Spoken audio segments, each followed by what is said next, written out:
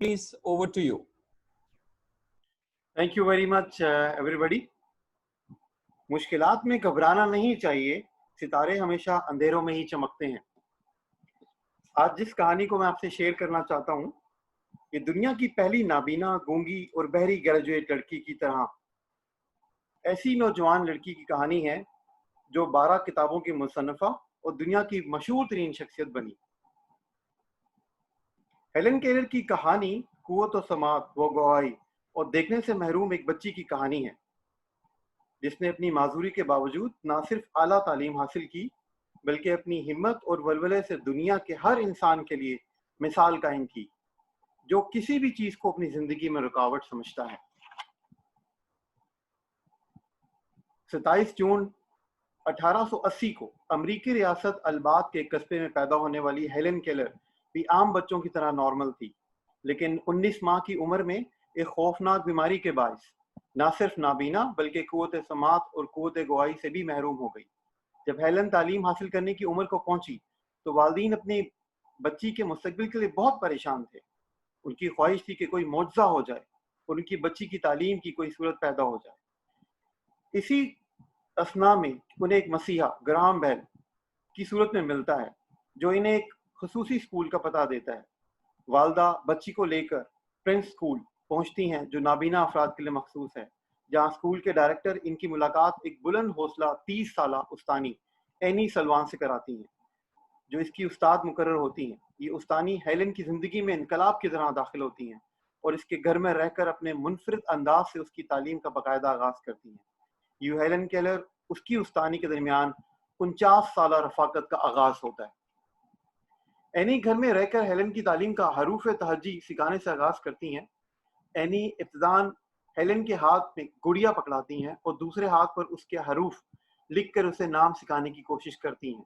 फिर इसी तरह एक हाथ पर पानी गिराती हैं और दूसरे हाथ पर नाम लिखती हैं, यहाँ तक कि अजीम उस्तानी अंडे से चूजा निकलने तक का अमल उसे हाथ पर महसूस कराती हैं।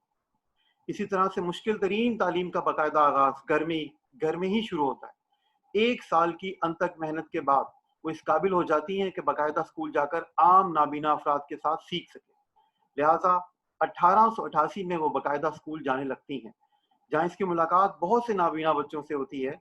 स्कूल के माहौल ने इसके हौसलों को मजीद बुलंद कर दी। वो हाथों के लम्स के जरिए बाकी नाबीना बच्चों से गहरे रिश्ते बनाती चली जाती हैं। हेलन की तालीम का दूसरा दौर ब्रेल की तालीम से शुरू होता है। ब्रेल एक ऐसी इजाद है जिसमें उभरती हुई तहरीरों को उंगलियों के लम्स से महसूस करके पढ़ा जाता है। इसी तरह ब्रेल पर पिन से निकात बनाकर नाबीना अफराद लिखते भी हैं। हेलन के लिए ब्रेल बहुत मददगार साबित हुई। इसकी मदद से हेलन ने पढ़ना लिखना सीखा और बाकायदा खतूत लिखने शुरू किए। हेलन के खतूत ही इसके सबसे ज़्यादा गैर मामूली सलाहियतों का अंदाज़ा होने लगा और 1880 में उसकी अजीम टीचर एनी ने हेलन को कुछ मखसूस मशक़ें करवानी शुरू कर दी, जिसकी वजह से हेलन अंग्रेज़ी के हरूफ तहजी के मुख्तलिफ आवाज़ की आवाज़ें निकालने लगी, लेकिन ये इतनी धीमी होती थी कि सिर्फ एनी ही इनको समझ पाती थी।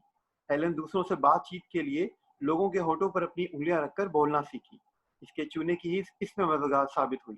इसने ब्रेल के बाद रफ्ता रफ्ता इशारों की ज़बान भी सीख ली। प्रिंस स्कूल में 6 साल तालीम के बाद 1894 में वो अपनी टीचर के साथ न्यूयॉर्क चली जाती है और 2 साल राइडर स्कूल से तालीम हासिल करती हैं। 1900 में हेलन ने यूनानी, लातीनी, जर्मन जबानों के साथ साथ अलजबरा और ज्योमेट्री के इम्तिहान भी पास किए। वो रेड कल्फ कॉलेज में दाखिल हुई।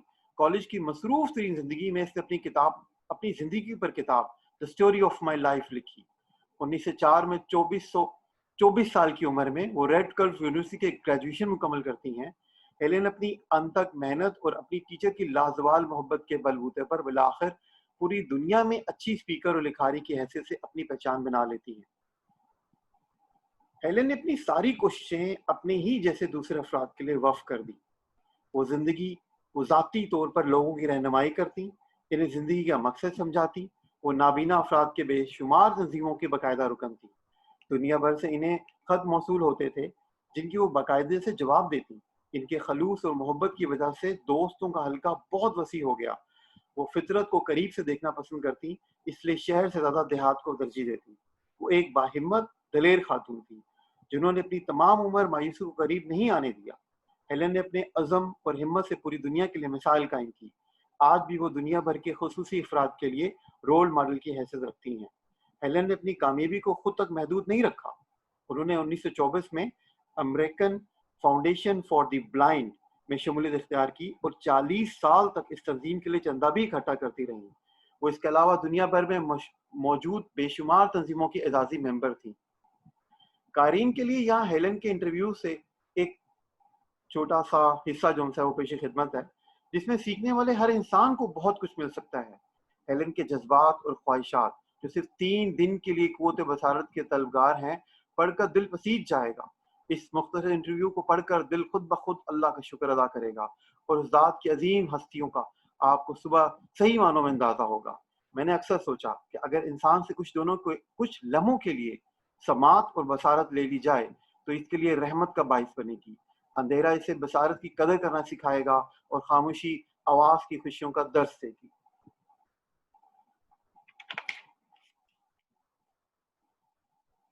میں جو نابینا ہوں بصیرت والوں سے کہنا چاہتی ہوں، اپنی آنکھوں کو ایسے استعمال کریں جیسے کل کو اس نعمت سے محروم ہونے والے ہیں. وہ یہی اصول باقی تمام نعمتوں کے لیے بھی استعمال کریں. آوازوں کو سنیں، پرندوں کے گیت، کسی پیانو کی آواز، اور وہ بھی اتنی توجہ سے جیسے آپ کل بہرے ہونے والے. ہر چیز کو محسوس کریں کہ اسے آج ہی اس کے لیے آپ کو نوازا گیا ہے. ہیلن کے الفاظ آپ جتنی دفعہ پڑھیں گے آپ کی شکر گزاری بڑھتی ہی جائے گی. آپ تصور کریں ہیلن کیلر کی زندگی کا جو سننے، بولنے اور دیکھنے سے معذور تھیں، جو صرف چھو کر سونگ کر سیکھ سکتی تھی، انہیں کس نے حوصلہ دیا زندگی میں کچھ کر گزرنے کا؟ کون سی باتوں نے، کون سی تقاریر نے ان کی زندگی بدل دی؟ کس نے ان کو جوش دلایا کہ وہ عالمی معیار کی کتابیں لکھ جائیں اور دنیا بھر میں نہ صرف مشہور ہو جائیں بلکہ کروڑوں افراد کے لیے مشعل راہ بن جائیں؟ آج ان کی کتابیں نصاب کا حصہ ہیں. آج ان کی باتیں مایوس لوگوں کے لیے روشنی ہیں اور ان ناشکروں کو شکر گزاری کا درس دیتی ہیں. یہ عظیم تر کامیابیاں بغیر کوئی موٹیویشن کی کتاب پڑھے، بغیر کسی لائف کوچ کا سبق لیے کس طرح ممکن ہوئی؟ تو بڑا واضح جواب سامنے آتا ہے: اندر کی آواز اور خود پر کامل یقین. یہ ہیلن کا اپنے اوپر یقین تھا جو اس کو اپنے اندر کی آواز تھی. اگر مجھے اس دنیا میں بھیجا گیا ہے تو وہ بے مقصد کیسے ہو سکتا ہے؟ لہٰذا جب آپ خود کچھ کرنے کی ٹھان لیتے ہیں تو حالات خود بخود آپ کے لیے سازگار شروع ہو جاتے ہیں اور قدرت آپ کو عظیم استاد، بہترین دوست، مثالی ماحول خود مہیا کر دیتی ہے. بس ضرورت ہے تو اس بات کی کہ اپنے اندر کی آواز سن کر قدم بڑھائیں اور مستقل مزاجی قائم کریں. آئیے عہد کریں اپنی میسر نعمتوں کے شکر ادا کرنے کا، انہیں بھرپور استعمال کر کے زندگی میں کچھ کر گزرنے کا، نہ صرف اپنے لیے بلکہ پوری دنیا کے لیے. سیکھ لی ادا جس نے غم میں مسکرانے کی، اسے کیا مٹائے گی گردش زمانے کی. Thank you very much. Thank you very much, Faisal bhai. What a beautiful thought that we should always count our blessings. With this, I'll go to Madam Anushri ji to comment on or give us the feedback on the reading what we just now had. Anushri ji, آپ اگر آپ میری آواز سن پا رہے ہیں تو please unmute کریں اور ہمیں بتائیں آپ کے وچار.